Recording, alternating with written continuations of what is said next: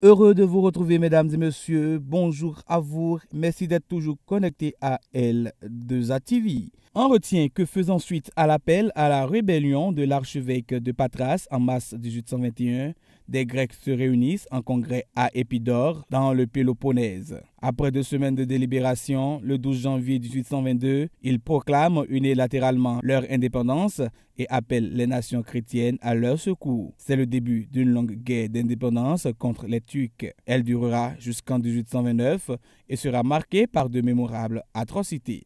Le 12 janvier 1870, les funérailles d'Ivan Salmon, dit Victor Noir, sont suivies par 100 000 personnes. Le 12 janvier 1904 débute la révolte des héros contre les colons allemands qui occupent le territoire, le sud-ouest africain, aujourd'hui la Namibie.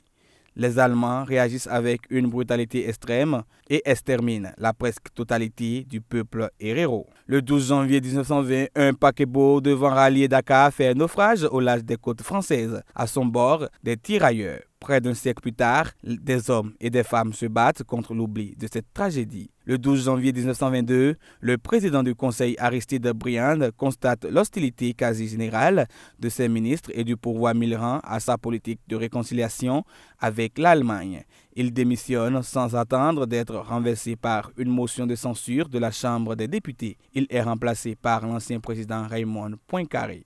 Le 12 janvier 1956, au cri de sortez les sortants, 52 députés font leur entrée à l'Assemblée nationale à Paris. 2 ans plus tard, la 5e République sortira tout le monde. Artisans ou commerçants originaires des petites villes ou du monde rural, les nouveaux députés se réfèrent à un chef de file charismatique, Pierre Poujade.